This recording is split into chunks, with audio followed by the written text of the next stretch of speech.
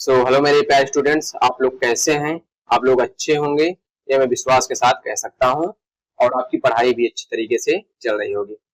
जो मैं daily lecture में आपको कराता हूं, डेली जो है 5 क्वेश्चन पैराजंबल का मैं आपको कराता हूं, वो आज आपका नेक्स्ट लेक्चर है। ठीक है। पैराजंबल कराने से पहले मैं आप लोगों को पैराजंबल सॉल्व करने के कुछ जो इम्पोर्टेंट पॉइंट्स है मैं आज आपको फिर से बता दे रहा हूँ। पहले जो कुछ लेक्चर है उसमें मैं बताया था पहले लेक्चर में, आज इसमें फिर से बता दे रहा हूँ। देखो, पैराजंबल सॉल्व करने के जो इम्पोर्टेंट पॉइंट्स है, आपको कौन कौन से इम्पोर्टेंट पॉइंट है उनको आपको ध्यान में रखना है। पहला क्या दिया गया है, ओपनिंग सेंटेंस को आपको पहले पहचानना है, जैसे कि टॉपिक को इंट्रोड्यूस करना। ठीक। और इसमें पहले ही बात ये ध्यान रखना है आपको, किसी प्रोनाउन जैसे ही, सी, दे, दिस से शुरू ना हो। मतलब जो सेंटेंस हो तुरंत जो है इससे आप तुरंत स्टार्ट ना कर दें। जैसे टॉपिक इंट्रोड्यूस करें, सबसे पहले आपका दिमाग इस पे जाना चाहिए। और ये भी ध्यान रहे, ही, सी, दे, दिस से सेंटेंस जो है स्टार्ट नहीं होता है। देखो, स्टार्ट भी होता है लेकिन कुछ उसमें सेंटेंस के हिसाब से देखा जाता है, अचानक कॉन्टिन्यूअस जैसा ना लगे।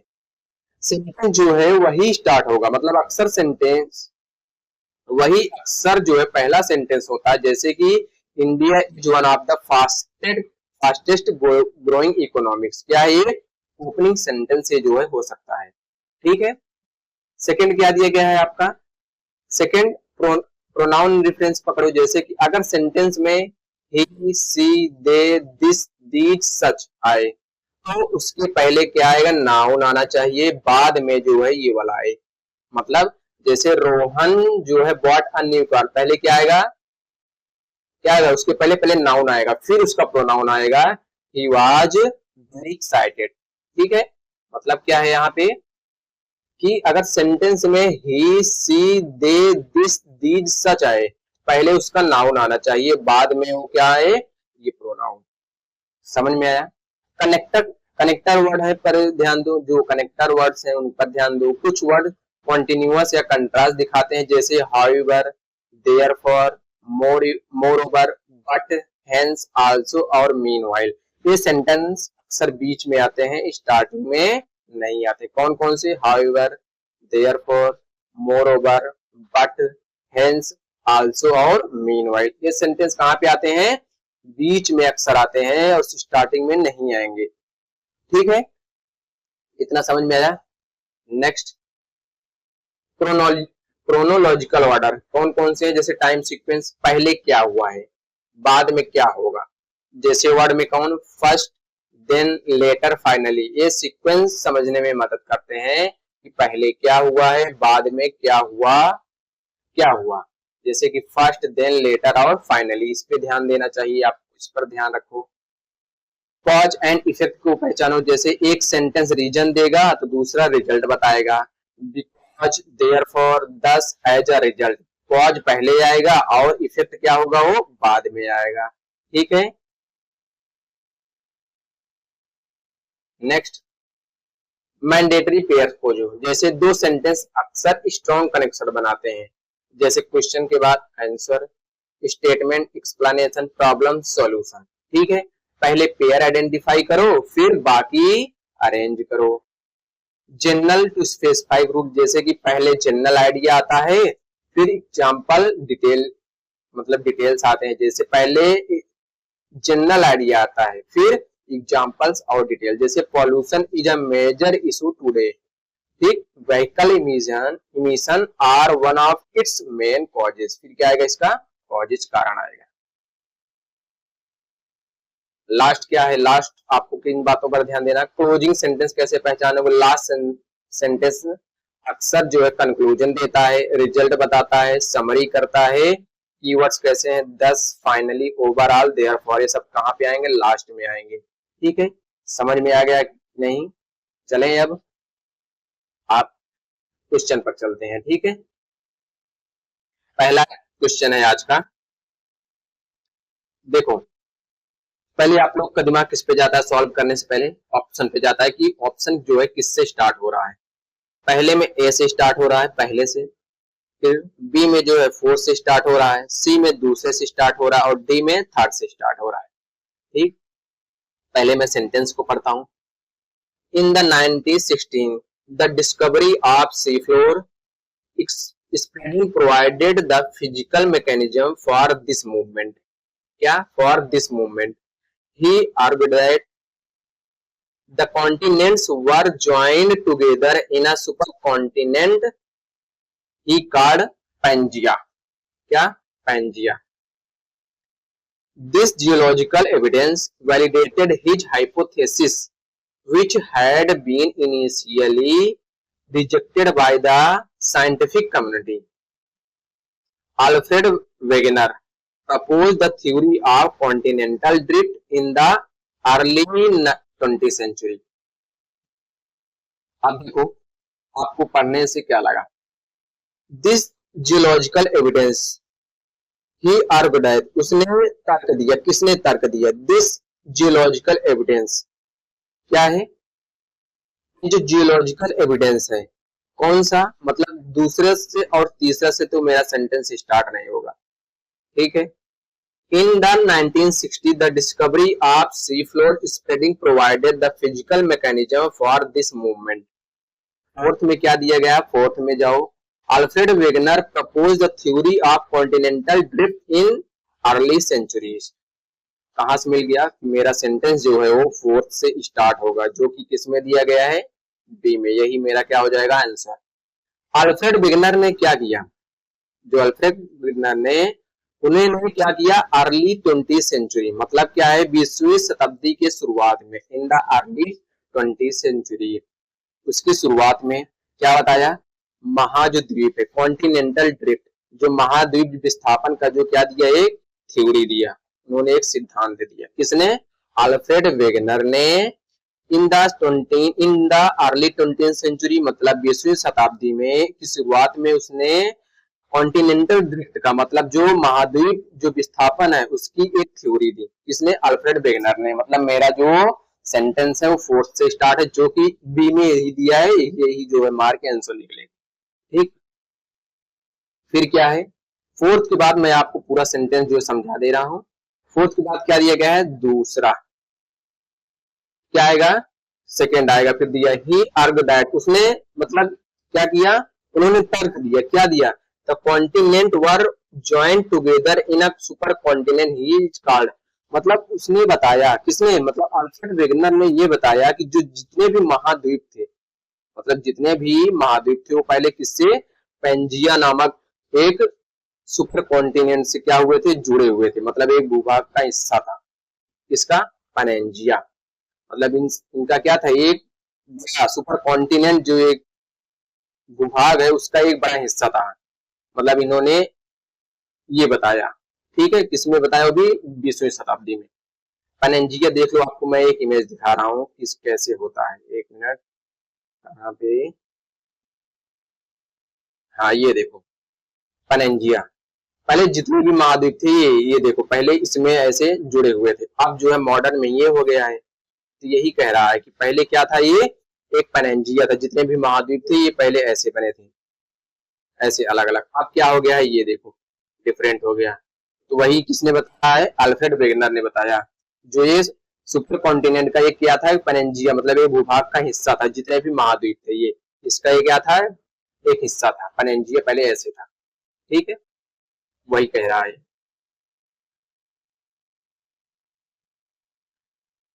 सॉरी, हाँ। तो फोर्थ के बाद सेकेंड आएगा। फिर पहले में क्या दिया? इन द 19th, मतलब क्या है? 19 के दशक में, 1960 के दशक में, the discovery of sea floor spreading provided the physical mechanism for this movement. क्या हुआ फिर?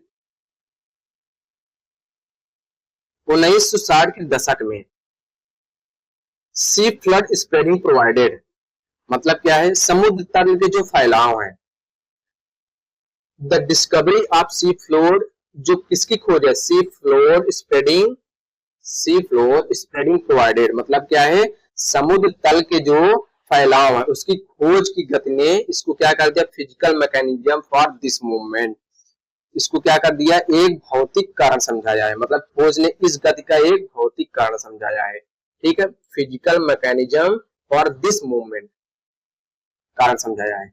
लास्ट में क्या दिया है? This geological evidence validated his hypothesis. इसका मतलब क्या होता है? परिकल्पना।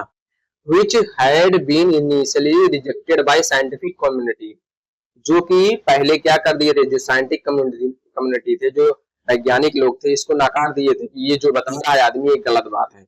लेकिन बाद में जो है जिसने ये सब दिखाया, ये बताया, तो उनको इस चीज का विश्वास हुआ कि हाँ ये बात क्या है, सही है। ठीक है, मतलब जो प्रमाणित किया कि ये बात इस तरह नहीं, ये बात सही है, तो जितने भी साइंटिफिक थे, मतलब इसने जब प्रमाणित के साथ दिखाया तो इन लोगों ने मानी बात कि हाँ ये तुम जो कह रहे हो वो बात सही है।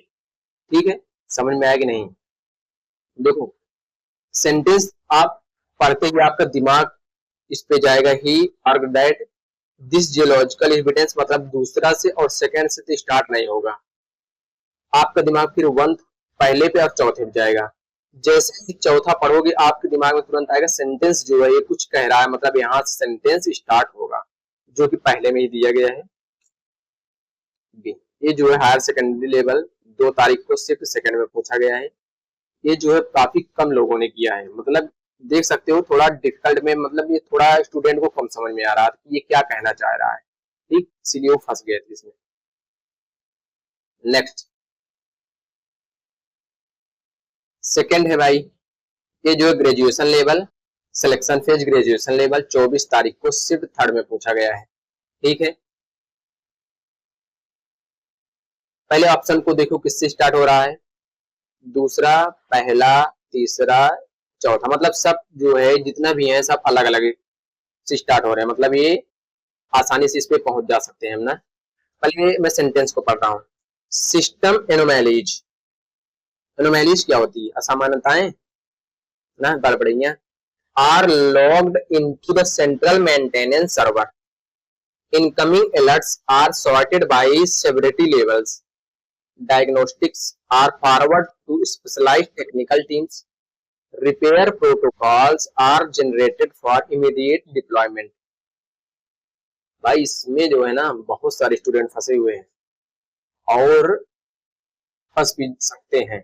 क्यों बताओ, कहां से सेंटेंस स्टार्ट करोगे, पहले ये बताओ। System anomalies are logged into central maintenance server, बताओ।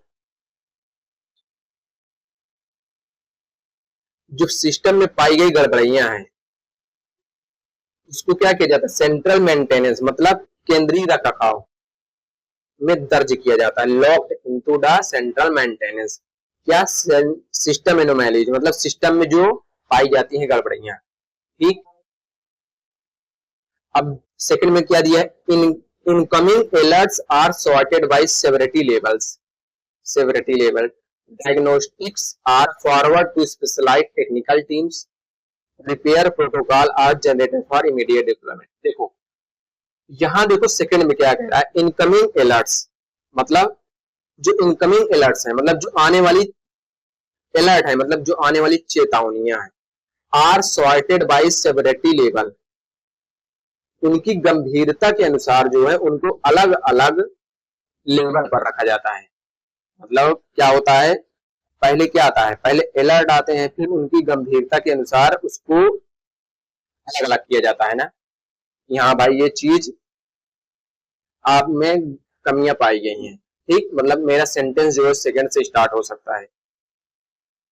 सेकंड के बाद क्या दिया है यहाँ पे, पहला। हाँ देखो सेंटेंस जो है सेकंड से ही स्टार्ट होगा, क्योंकि दूसरे के बाद जो है पहला आएगा, आएगा कि नहीं। क्या कह रहा है, सिस्टम एनोमैलीज, फिर क्या होता है, जो सिस्टम में पाई जाती है गड़बड़ियां, इनकमिंग अलर्ट्स जो आने वाली चेतावनियां हैं, are sorted by severity level मतलब क्या है, उनकी गंभीरता के अनुसार जो है उनको अलग अलग श्रेणियों में रखा जाता है ना। फिर क्या है, सिस्टम एनोमैली जो सिस्टम में पाई जाने वाली क्या है, गड़बड़ियां हैं, are logged into central maintenance, उनको लॉग्ड किया जाता है, उनको दर्ज किया जाता है सेंट्रल मेंटेनेंस सर्वर में, मतलब केंद्रीय रखरखाव सर्वर में दर्ज किया जाता है। मतलब फिर क्या किया जाता है, गड़बड़ियों को सर्वर में रिकॉर्ड किया जाता है, जो कि 2 के बाद पहला आएगा। और फिर थर्ड क्या दिया गया, diagnostic are forward to specialized technical team, फिर उसके बाद जो विशेषज्ञ टीम होती है, मतलब जो स्पेशलाइज्ड टेक्निकल जो टीम होती है फिर उनके द्वारा भेजा जाता है, फिर मतलब उनके पास भेजा जाता है ना। Repair protocols are generated for immediate deployment. अंत में क्या होता है, इसको जो है इमीडिएट डिप्लॉयमेंट, अंत में ठीक करने के लिए क्या किया जाता है, निर्देश तैयार किए जाते हैं तुरंत, जो immediate deployed repair protocol are generated, जो कि पहला है। समझ में आया कि नहीं? बहुत कम लोगों को समझ में आया होगा ये। देखो फिर से एक बार मैं समझा रहा हूं। देखो आपका दिमाग इसमें थोड़ा फंस जाएगा। क्यों फंसेगा? पहले क्या है, कुछ गड़बड़ियां पाई जाती हैं। पहले अलर्ट आते हैं, ठीक है, क्या आता है, पहले अलर्ट आते हैं, फिर क्या होता है, उनकी जो है, जो अलर्ट आएंगे फिर गंभीरता के अनुसार उसको अलर्ट किया जाता है। जैसे इनकमिंग अलर्ट, अलर्ट आते हैं, क्या आते हैं बताओ?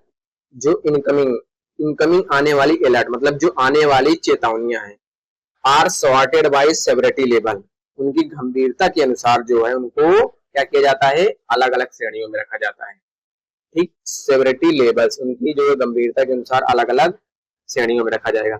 सिस्टम एनोमैली, सिस्टम में पाई जाने वाली जो चेतावनियां हैं, मतलब जो गड़बड़ियां हैं, सॉरी, सिस्टम में जो पाई जाने वाली गड़बड़ियां हैं, are logged into central maintenance, क्या है, सेंट्रल मेंटेनेंस के रखरखाव में उसको क्या किया जाता है, लॉग्ड किया जाता है। समझ गए? फिर क्या आएगा, थर्ड आएगा diagnostic are forward to specialized technical team. फिर जांच के लिए जो विशेषज्ञ टीम के साथ, जो विशेषज्ञ टीम होती है आपकी, उसके पास भेजा जाता है उसको जांच करने के लिए। ठीक, repair protocol are generated for immediate deployment.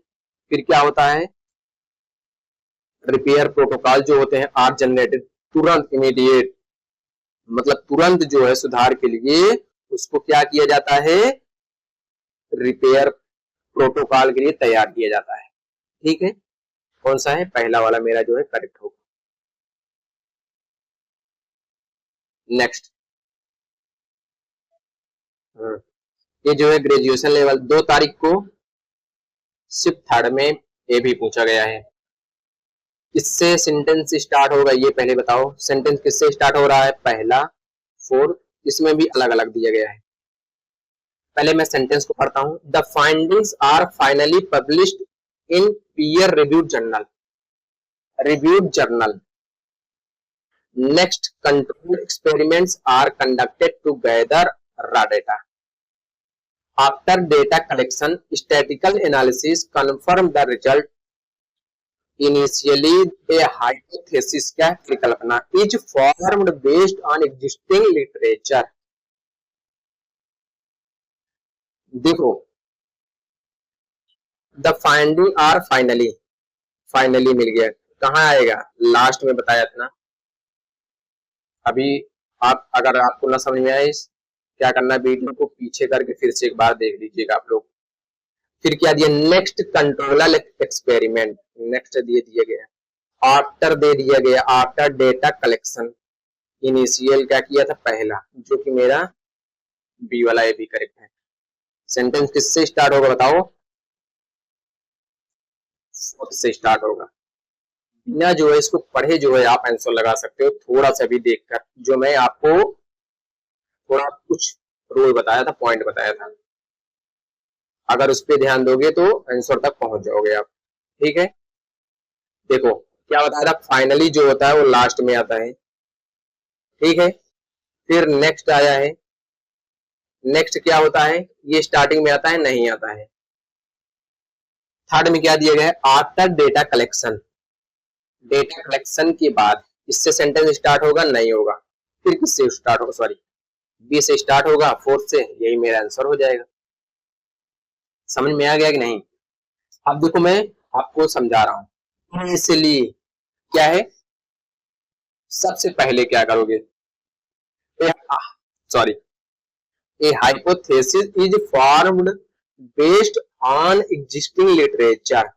सबसे पहले जो है उपलब्ध एग्जिस्टिंग लिटरेचर और जानकारी के आधार पर क्या किया जाता है, हाइपोथेसिस बनाई जाती है, उसको फॉर्म किया जाता है, मतलब हाइपोथेसिस को स्टार्टिंग, मतलब यहां से सेंटेंस फोर्थ से स्टार्ट होगा, फोर्थ के बाद नेक्स्ट, उसके बाद क्या किया जाएगा, controlled experiment are conducted to gather data.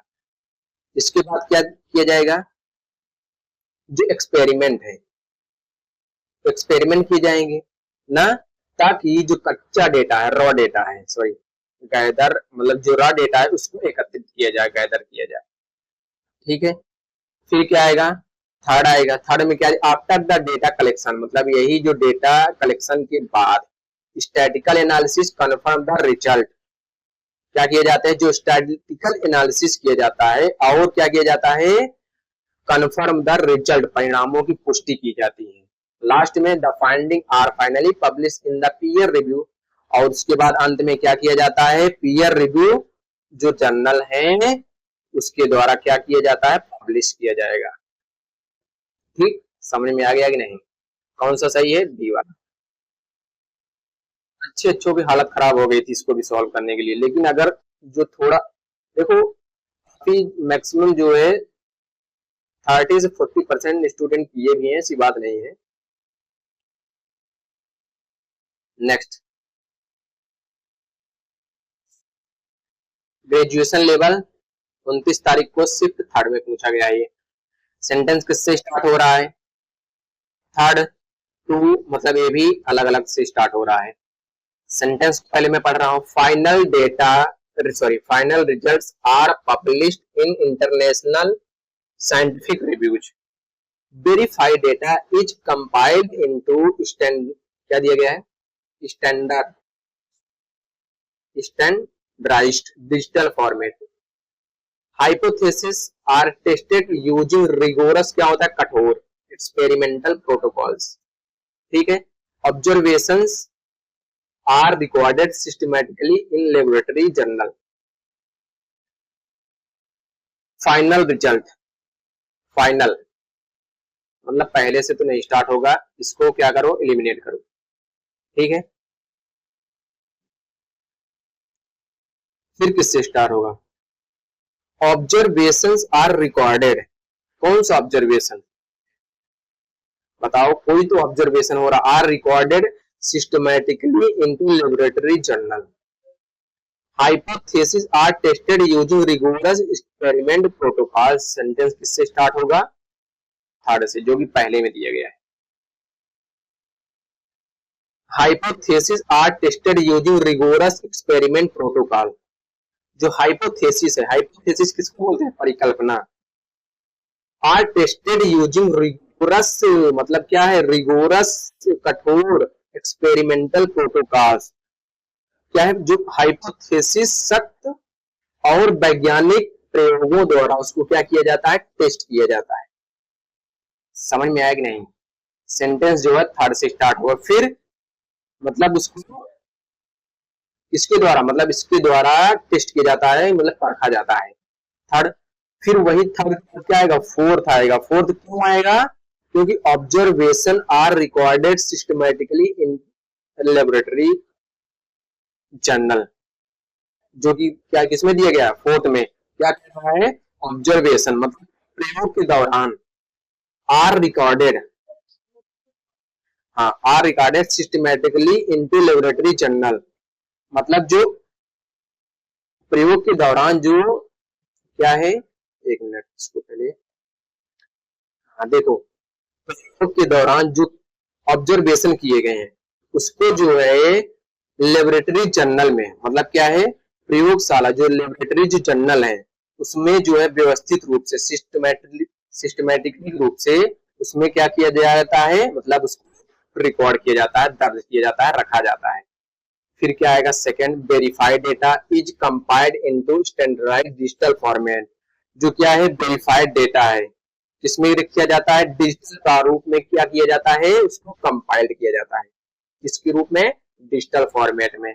Last में क्या आएगा, final result are published in international scientific review, अंत में क्या है, जो अंतरराष्ट्रीय जो वैज्ञानिक है, इंटरनेशनल जो साइंटिफिक है, जो अंतरराष्ट्रीय क्या है, वैज्ञानिक है, रिव्यू, उसको रिव्यू करेंगे, मतलब पत्रिकाओं को क्या करेंगे, रिव्यू करेंगे, और उसको फिर क्या करेंगे, आर पब्लिश करेंगे, लास्ट में क्या करेंगे, पब्लिश मतलब प्रकाशित किया जाता है। ठीक है, कौन सा होगा, पहला,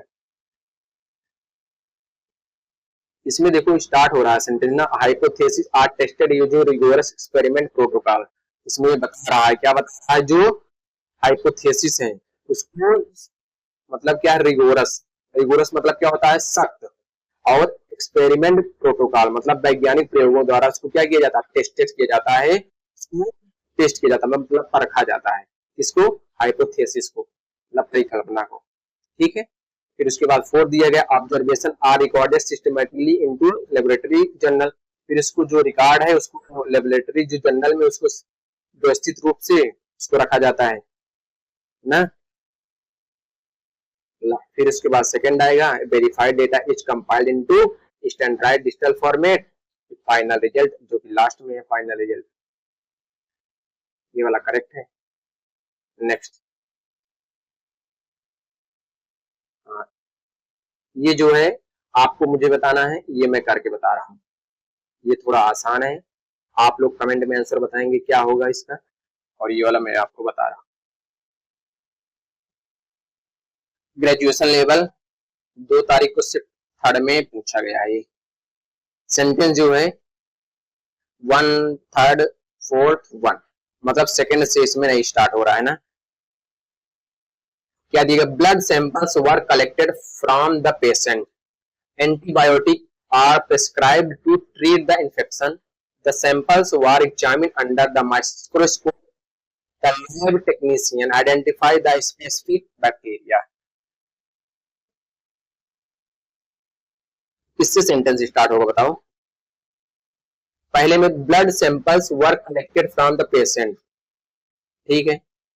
में कह दिया the sample were examine under the microscope. Fourth में the lab technician identify the specific bacteria. पहले में देखो क्या दिया है, blood sample were collected from the patient. Blood sample है इसके द्वारा कलेक्ट किया जाता है, पेशेंट के द्वारा। समझ में आया, जो ब्लड सैंपल है पेशेंट से ही तो लिए जाते हैं, मरीज से ही तो लिए जाते हैं। वर कलेक्टेड मतलब सेंटेंस जो है एक से स्टार्ट होगा ना। फिर क्या होगा, सेकंड क्या दिया है, antibiotic were prescribe to treat the infection. लेकिन इसमें थर्ड में क्या दिया, the sample were examine under the microscope. कौन सा होगा, थर्ड वाला यही सही होगा, डी। देखो जो ब्लड सैंपल है वो मरीजों से ही लिया जाएगा, फिर इसको जो है अंडर माइक्रोस्कोप में इसको एग्जामिन किया जाएगा, परीक्षण मतलब उसको जो क्या किया जाएगा, उसकी जांच की जाएगी सैंपल को, ठीक है। फिर फोर्थ आएगा, the lab technician identify the specific bacteria. जो लैब टेक्नीशियन है उसको पहचानेंगे कौन सी बैक्टीरिया है, फिर उसी के हिसाब से आपको क्या लिया जाएगा, दवाइयां दी जाएगी। समझ में आया, आसान है, बस आपके डेली रूटीन पर है। आप बीमार हो रहे हैं, आप जांच करा रहे हैं, फिर आप जांच को इसमें पाया जाएगा कि आप कौन कौन से बैक्टीरिया, फिर उसी हिसाब से आपको एंटीबायोटिक्स दी जाएंगी। ठीक, समझ में आया कि नहीं भाई। और ये जो है ग्रेजुएशन लेवल में आया 31 तारीख को, सिर्फ थर्ड में ये भी पूछा गया है। आप जो इसका क्या बताएंगे आंसर मुझे कमेंट बॉक्स में जरूर बताएंगे। अगर वीडियो पसंद आए तो चैनल को लाइक और सब्सक्राइब जरूर करें आप, और थोड़ा शेयर ओवर कर दिया करें अपने दोस्तों को, ठीक है। लाइक्स भी कर दिया करें। अगर आपको इसका पीडीएफ चाहिए तो टेलीग्राम का जो लिंक है वो बायो में डाल दिया जाएगा, आप लोग वहां से ज्वाइन हो जाएं, और आप आज तक जितनी भी क्लासेस हो गई आपको पीडीएफ वहां पे मिल जाएगा, ठीक है। अगर वीडियो पसंद आए तो फिर से बता दूं, चैनल को लाइक और सब्सक्राइब जरूर करें। अगर आपको कुछ सुझाव देना है तो आप कमेंट में सुझाव दे सकते हैं। थैंक यू, कल मिलते हैं नेक्स्ट लेक्चर के साथ।